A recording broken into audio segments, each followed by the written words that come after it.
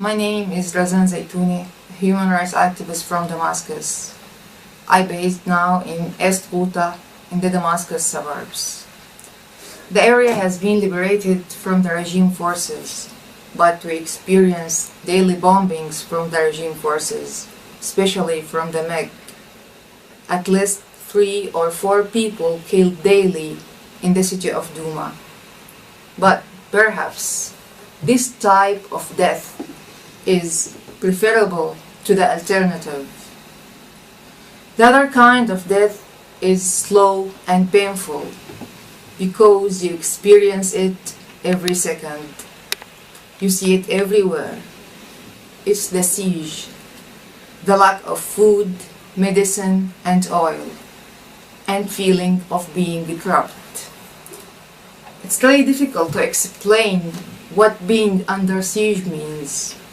For example, can you explain to another that your child hasn't eaten egg or drank milk for several months? How do you explain that here there is no chocolate or biscuits? Rather, the only sweet we can give to our children is kind of dates, which is the same food we used to feed our cattle in the past. These stories are only some of the countless narratives describing life under siege and the regime's horrific violence. But there are many other stories to be told about life, hope, and insistence.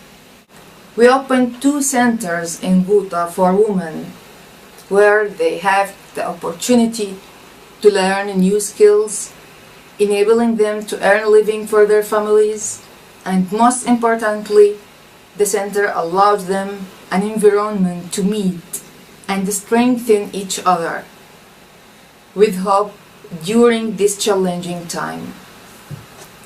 In the past 3 months, over 300 women have joined the center, and many others are waiting on the list.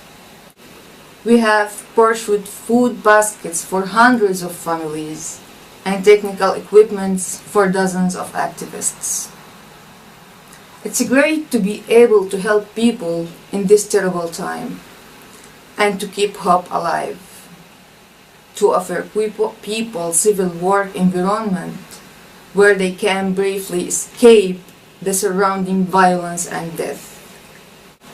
Another goal we could achieve, which is to have better balance between humanitarian aid and civil activities, because we need both of them equally. That's why the Local Development and Small Project Support Office work on many different levels, supporting local councils, small productive projects, and facilitating female training projects in different areas. We must keep this healthy balance because every level strengthens and supports the other. As for legal work, we will continue to report the regime crimes and demand the release of all political prisoners. Let's not forget our prisoners like Mazen Darwish, the brave journalist and activist who has been in prison for almost 2 years now.